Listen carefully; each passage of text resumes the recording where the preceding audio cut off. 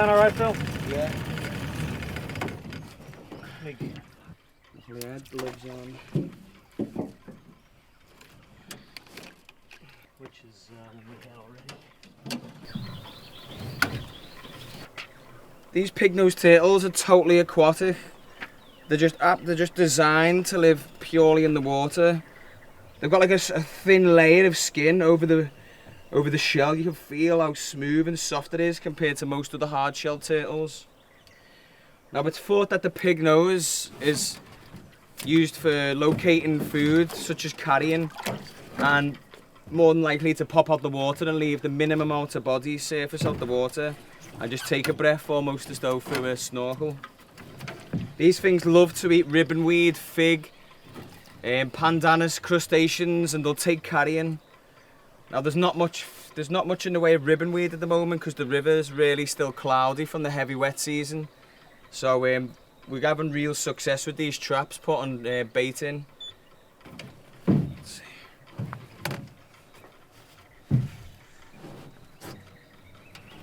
There you go, buddy. You see a fair few scars on these things. They're tough little. They've taken, you know, some of them have got chunks missing out of them, and they seem to still do all right. But yeah, the ribbonweed, what they largely feed on, is at the moment pretty low. It needs the water to clear up so we can get enough sunlight down there, which is working in our favour for the traps. There you go.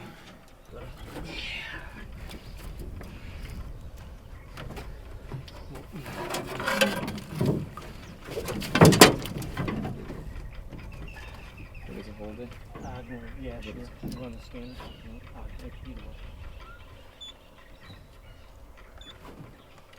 We're just scanning it to see if it's been microchipped. We've got 2 scanners.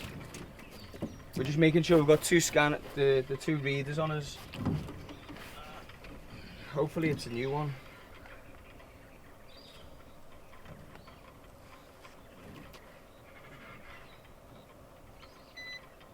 There we go.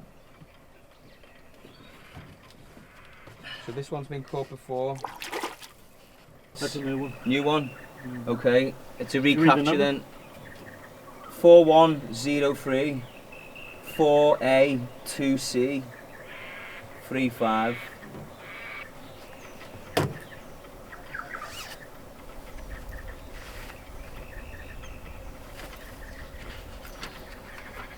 We're going to take some measurements now.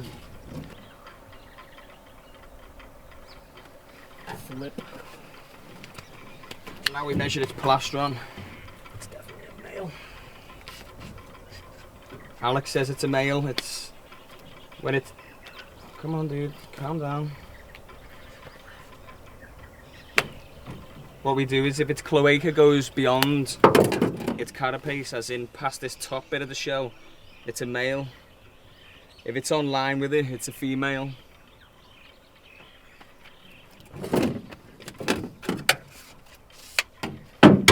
Now we're going to weigh it.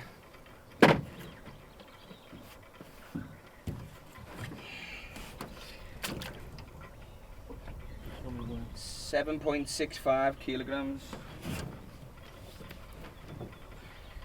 It's a fair size. Just cut him loose. Let him go. This trap.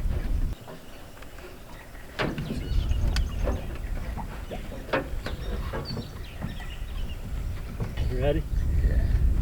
That's perfect. Plenty of air for the turtles. When we catch them, they can come up for air.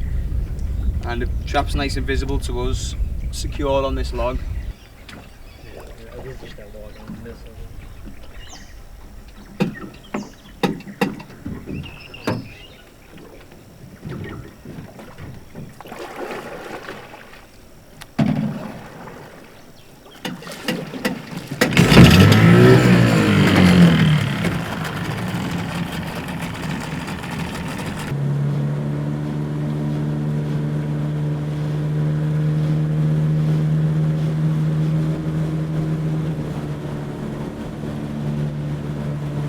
We're going to take some data off this turtle.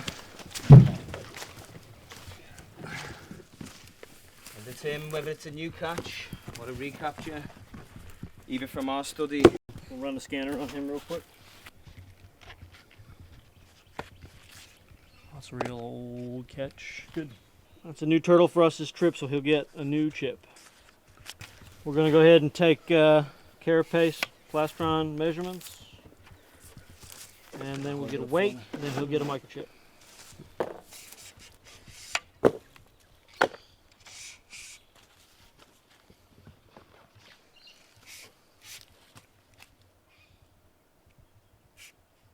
That's it. That's female. Right there. 30.4. It's weighing 7.67 kilograms.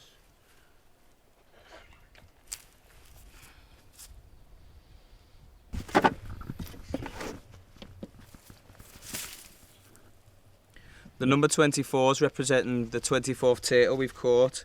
Some of them are brand new, as in they've never been caught by any researchers. This one and many more have already been caught before, many years ago.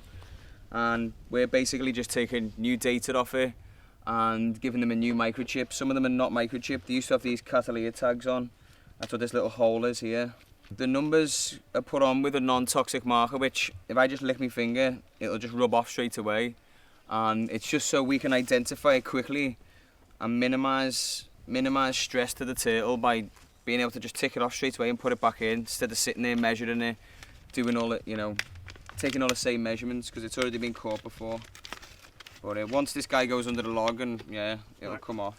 Let's give him a shot. We're now gonna microchip it.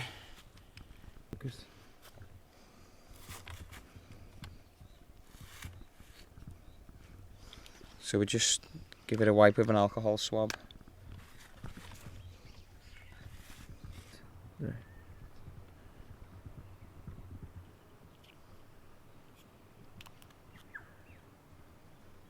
And that's it. That's all set. Chips in. It's under his skin, just under the layer of his skin. This is the same sort of microchip that your pet dog or your pet cat would get to make sure that if he was lost and the pound found him, that they could return him to you. Just We're check gonna that. go ahead and check to make sure that that chip is functional. It is. Okay, we're going to go ahead and try and use this small camera to get a quick view of where this turtle goes in the first minute or so once he's released.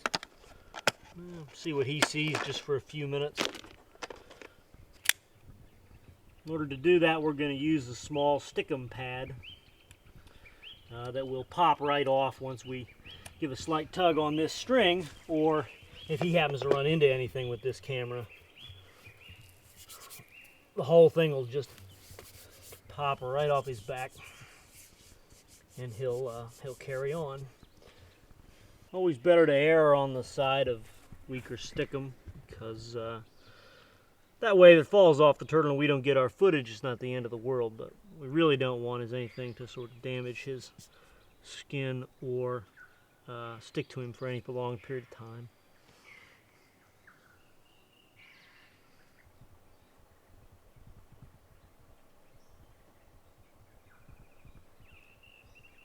Ready, Phil?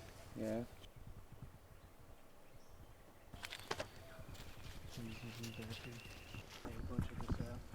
You lower it down a little bit. Go for it, Phil.